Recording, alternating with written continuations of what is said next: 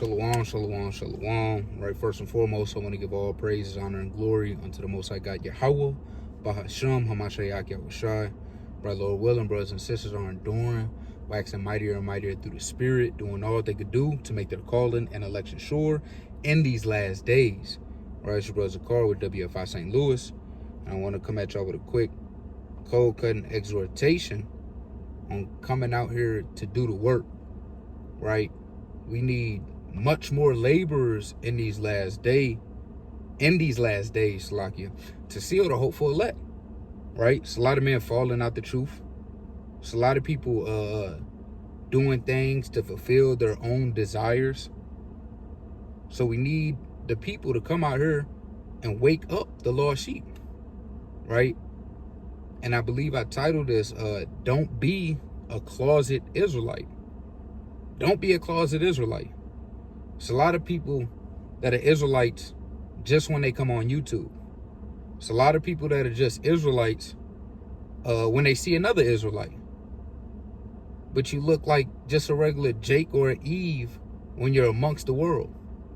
There is no distinction between you and the world. You don't have no light. Your oil isn't flowing over. Nothing distinguishes you from the world. So stop being a damn closet Israelite and come put forth your hand to the plow. Right? I'm going to grab this quick precept in the book of Luke, chapter 14 and verse number 23.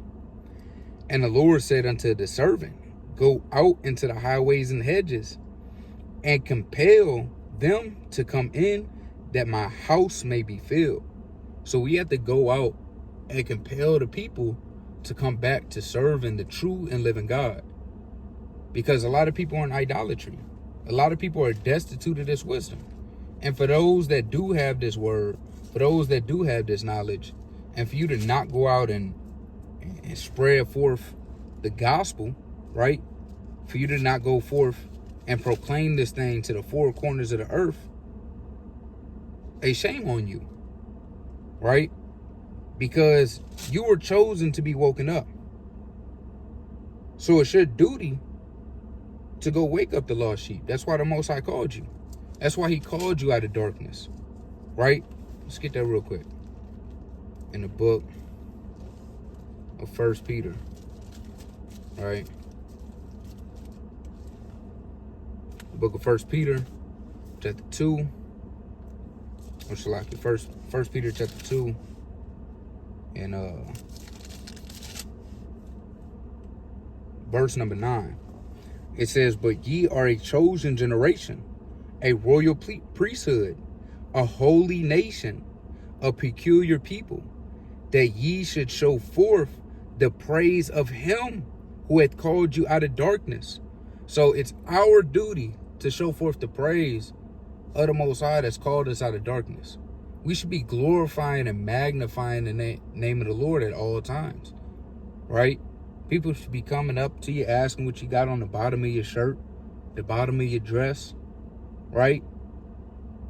These things should be a wonder to the world. You're different, right? Women are shamefaced. They don't speak. They're not in gossip. When people murmur, you walk away, right?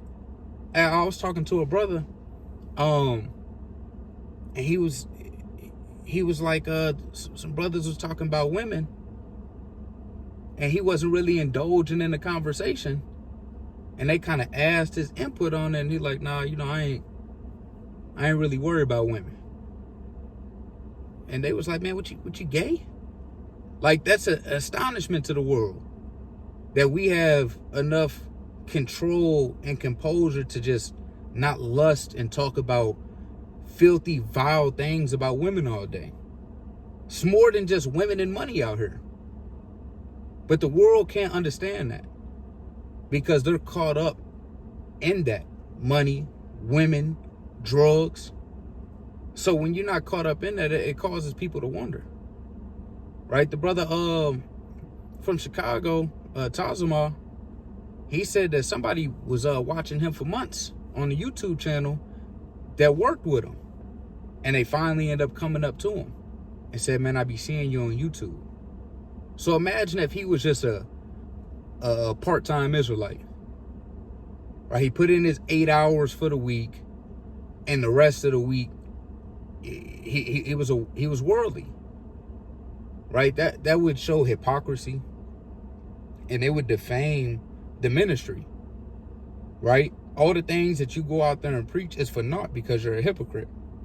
So don't be a part-time or a closet Israelite, right? You gotta in the world, you gotta sell out for this thing, and not sell out on the left hand, but it means you have to give everything that you have for this truth. It shouldn't be nothing that you won't do for the truth, to magnify the name of the Lord. You should always be thinking about ways to increase, to bring forth glory unto the Most High God's name, because that's what it's about. It's about glorifying and magnifying the name of the Lord. That way we may get up out of here. Because if we don't do that, no one's going to wake up. If we don't do that, no one's going to come to the truth, right? So I'm going to read this again. It says that ye should show forth the praise of him who have called you out of darkness into his marvelous light. And as you being that light, you're going to attract the things, the people, or lack of better terms, like a moth to a light. Brothers always use that analogy. When your light is shining, people always tend to gravitate around you, right? When we're in a large mass setting, people always tend to come up because the light is so bright. They want to see what's going on. They've never seen order like this before. And you don't learn that from being by yourself. No, you learn that from being in a brotherhood, from being in a sisterhood, learning how to take correction and rebuke. And that's why a lot of people go out and do their own thing, because they can't take correction. They can't take rebuke. And they mix multiple different doctrines. And they do whatever is pleasing to them, right? And a lot of brothers who are closet Israelites or part-time Israelites, they're scared of this world, right? They're scared of this world. They're scared of Esau finding out their real name. They go by a damn alias on the YouTube. They put up a random picture, not of them.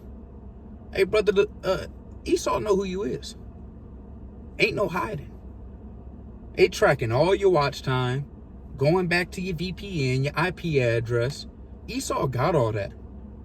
You think that they're selling these things to Moab, to Russia, and you think they don't have it? Well, you'd be a damn fool to think that, right? Stop being so scared of the damn white man, right? Look this real quick. In Revelation chapter 2 and verse number 10, it says, fear none of those things which thou shalt suffer. So you can't fear what Esau or the other nations are going to do unto you.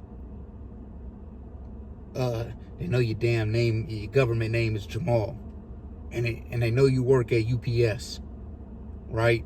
They got your address. And you shaking in your boots. Hey, the hell with that, man. We proclaim this word boldly. You can know where I work. You can know where I stay. You can know my family. That's not going to stop me from doing this work. And it damn for sure better not stop you. You gotta be fearless in this truth. Right? It says, fear none of those things which thou shalt suffer. Behold, the devil shall cast some of you into prison, that ye may be tried. So these things are coming to pass. You're gonna go through hell on manifold level. It says, and ye shall have tribulation 10 days. Now again, this isn't a literal 10 days. This could be months, right? Years. It says, be thou faithful unto death, and I will give thee a crown of life. But you have to be faithful unto death. No matter how long that tribulation is, no matter how long Esau is afflicting you, right? Brothers get afflicted at the workplace. Yeah, they see the fringes, right? They may look these things up. They may see you online. Hey, but it is what it is, man. That's the lot that comes with it. Look at all the apostles, right? Look at all the prophets. They went through much hell. You get Jeremiah real quick. It's the book of Jeremiah, chapter 20, and verse number 7. It says, O Yahweh, thou hast deceived me, and I was deceived. Thou art stronger than I, and hast prevailed. I am in derision daily. Everyone mocketh me. Jeremiah was in derision daily. Imagine you being one of the only righteous men having to go around a bunch of wicked men that afflict you, that mock you, that spit on you, that slap you, that throw you inward in jail, that try to give you to the heathen. You're not going through none of that. We go through light things compared to what the prophets and the disciples and the apostles went through. This is a light affliction. So if you can't stand the test of this, if Esau got you shaking in your boots about knowing what your damn government name is and knowing where you live, even though he already knows it, hey, you're not fit. And eventually, you're going to become a reprobate. Because you can't stand that test that's going to be tried. Right? Because you're not even going through it yet. And you're scared. It says, I am in derision daily. Everyone mocketh me. For since I spake, I cried out. I cried violence and spoil, because the word of the Lord was made a reproach unto me and a derision daily. And he cried out, man. Always beseeching the Lord. Lord, you made me a prophet from the womb. Well, why is it thus? Why do I go through so much hell to get a word of the Lord to a stiff-necked and rebellious people? They're not listening, Lord. Right? I thought you sent me to these people for them to hearken and turn back unto you. It says, then said I will not make mention of him, nor speak any more in his name. Because he was catching so much hell, he'd rather not tell these people. That's how much hell Jeremiah was catching. We're not catching that much hell. We love going to camp. We love tearing down doctrines. We love tearing down these false ideologies. And we love the upliftment of our people. Yeah, it is hell out there sometimes, but brothers have a very, very great spirit when we go to battle out there. We're not going through what Jeremiah went through. It says, nor speak any more in his name, but his word was in my heart as a burning fire, shut up in my bones, and I was weary with forbearing, and I could not stay. And that is the mentality and the spirit that we should have. You shouldn't allow that word to be shut up. You should have to shake the hand. Right? I was talking to a brother today. He like, man, just teaching 1 to 2 times a week, it's not enough. I just need to get a precept out here and there. I need to exercise the spirit. Loving the sincere edification. These are things that you have to desire. These are things that the hopeful elect is going to do. Right? They're going to keep, like it say in Joshua. Get that real quick. Joshua chapter 1 and verse number 8. This book of the law shall not depart out of thy mouth, but thou shalt meditate therein day and night. So these things are going to be upon your mind day and night. You're going to always want to show forth wisdom, the sincere edification, breaking things down, going into parables, looking upon the world and applying these things back to the precepts, knowing that we're living in the end time.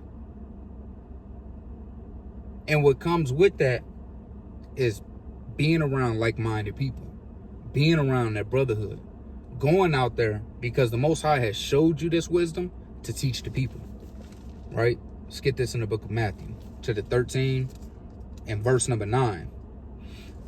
Who hath ears to hear, let him hear. And his disciples came and said unto him, why speakest thou unto them in parables? He answered and said unto them, because it is given unto you to know the mysteries of the kingdom of heaven, but unto them it is not given. So we know that the mysteries of the kingdom of heaven are not for everybody. So if you have an understanding, it's your duty to go out there to teach the people. It's your duty to break down these parables, to give the understanding, the treasures of wisdom. It's such a beautiful thing when you're breaking down the scriptures and these scriptures bring somebody to tears. It's one of the most beautiful things that you can see upon the face of the earth, next to having a child, right? It brings so much life into you. It lets you know that this work and this labor that we're doing ain't in vain. If we get just one person a month to repent, it's worth going out there 2 times a week, every week, sometimes more. It's worth it. It's worth all the studying. It's worth all the hell that you catch, because you know that the Most High has not forsaken us, that there's still work left to be done. And if you weren't out there at that very moment, that person would have never got that spiritual upliftment that they needed. And it be like that sometimes. On the days that we're not supposed to go out there is the times that happen, right? Because like it says in Proverbs, let's grab this real quick. Proverbs chapter 20 in verse number 24, it says, man's goings are of the Lord. How can a man then understand his own way? So the Most High guides us to go out there, even at the times we may not want to. We may be thinking about changing the camp spot. The Most High may shut that down, and we come at the most perfect opportune time to feed the sheep, right? There's multiple accounts of this with brothers in St. Louis. And we just laugh and we marvel at how the Most High works, how he really does guide our steps. Because it was our mind to go this way, but the Most High shut it down and brought us back this way. So you have to take heed unto that. And what the Most High is truly desiring of us, right? I'm going to read this. It's Matthew 24 and 24. It says, for there shall arise false Christs and false prophets, and shall show great signs and wonders, insomuch that if it were possible, they shall deceive the very elect. And if you don't come out here, you're going to have a lot of false prophets arise. Who's going to come out here to combat these people, to tear these false doctrines down? Are we just going to let these things run amok? You goddamn Jew proclaiming to be Christ. As many of men out here proclaiming to be the Christ back upon earth. They say it was damn Elijah Muhammad, the dishonorable Elijah Muhammad, right? Damn Jew who's just constantly in sin, and his damn flunkies along with him. We got to be able to tear those doctrines down and show forth the understanding of these parables that were given unto us, right? I'm trying to look for this other precept. If I can't find it, Most High willing, roughly paraphrase it, right? But I'm gonna roughly paraphrase it. The Lord told Peter thrice, to go and feed his sheep. If he asked him, thou lovest me? He said, Lord, thou knowest. Feed my sheep. He asked him again, thou lovest me? Lord, thou knowest. Feed my sheep. And he asked him one more time. Peter said, Lord, thou knowest. He said, feed my sheep. So that's what we have to come out here to do. Get up off the damn couch, eating the damn potato chips, watching the Friday Night Lives, right? Watching the Sabbath services. No, you get out there. You put in your brick. You be a part of the building, the spiritual building of the third temple that we're doing, right? No matter how small or great you think you may be, you never know what the Most High could raise you up to be. right? I never thought I'd be a teacher. I just wanted to read. And I didn't even think I could do that. I just wanted to be around brothers when I first heard this thing. I wanted to be around sincere people that was going to push me to do better. Right? Get this real quick in Galatians. It's one of my favorite precepts. It's book Galatians chapter 6 and verse number 2. Or I may start at 1. Brethren, if a man be overtaken in fault, ye which are spiritual, restore such a one in the spirit of meekness, considering thyself, lest thou be tempted. And I say that to say that you need somebody around you to restore you to back in the spirit. Even Christ didn't do this thing alone. So it's beautiful when you have brothers around you to restore you back in the spirit, because you're going to fall short. Something's going to happen to where your spirit is weighing super heavy on you. And you're going to need exhortation. You're going to need the love of the brethren. Coming to celebrate the new moons, the high holy days, the feast of the Lord, getting to see brothers from all four corners of the earth, being able to travel and labor. Hey, these things don't take for granted. Because soon upon the earth, you're not going to be able to see these videos. And you may have wished you actually went out there to put in the brick and put in this work. Don't have any regrets in this truth. And this goes for sisters as well. You could be very mighty to the ministry. Right? Elder women raising up the younger women. Younger women show forth an example to other younger women that may be new and impressionable in this truth of what modesty is, of what shamefacedness is, and not let them be discouraged by having a young age and thinking they can't do it. No, you set forth that example. Young men as well, not being in folly. It said, the Lord said in Sirach, you may know a man by his laughter and his gait, which means his walk. Young men, you show forth an example, right? I'm going to refer to this brother again, the brother Tazma. He's of a youth age, right? It's like Satan tried to take away the word. But yeah, I'm gonna refer to the brother Tazma. You know, the brother is young in years, you know, but he's very wise with wisdom. And the way the brother carries himself, you wouldn't know. You wouldn't think that he's the age that he is, right? I think I met the brother when he was 19, right? And I was bewildered when I found that out. But that just goes to show that you could be that example, even being a youth. You have a lot of young, mighty men in the scriptures, right? David was of a youth, but he stood up manfully for the Lord, right? Josiah being a youth of a king, but he stood up manfully and took charge, right? Honorable. So that's how we want to mold ourselves and carry ourselves in this truth, right? Get this real quick in Matthew chapter 5. All right, Slovakia.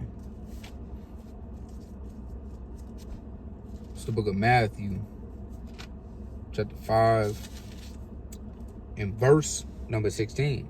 Actually, start at 14. Ye are the light of the world. A city that is set on a hill cannot be hid. So we're the light of the world. We're the light that everyone gravitates to, right? Like it says in Deuteronomy, you know, these things, these laws, statutes, and commandments are for our good, right? They're our wisdom in the sight of the nations, that they may look upon us as that light. That's why I say that when you start keeping the commandments of the Most High God, when you start showing forth these things through your actions, you can see that light and that oil running off. Like Moses when he had to come down with a veil on because he had such a glow about him. He was in the spirit, right? And you can see that, believe it or not. You can see when a man is in the spirit and when a man has a dark countenance on him. It says, neither do men light a candle and put it under a bushel. Stop hiding the wisdom that the Most High has given unto you. You're better than that, right? But on a candlestick, and it giveth light unto all that are in the house. You should be illuminating and so much in the spirit that your spirit rubs off on other people. Right? When they were prophesying and Saul came with wicked intentions to slay David, Saul started prophesying because the spirit was moving, that it hopped on Saul. And that's how you want to be. It says, let your light so shine before men that they may see your good works and glorify your Father which is in heaven. And none of this is to please men, but all of it is to glorify Yahweh, Yahweh Shai. That's our duty, and that's our mission upon the earth, to seal the hopeful elect and to get the hell up out of here. Time is running short. It's a lot of help we need in these cities, man. We just came back from Cleveland. What a hellhole it was. You got 3 brothers holding it down out there. In the midst of, chief wickedness. I think that is by far the worst city I've been to. By far one of the, and I've traveled to a decent amount of cities. And it is by far one of the worst cities. Sodomy on a rampant. The homeless population on a ramp. Scoffing at an all-time high. Right? So many spirits. Drugs. People on drugs. Tweaking out. So we need much more laborers in these last days. So this is a call for brothers and sisters to do your work. Put in your work for the Most High. Right?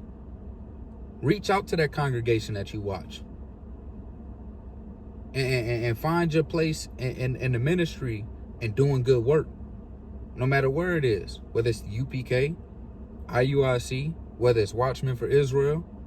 Right? Because brothers need help out here.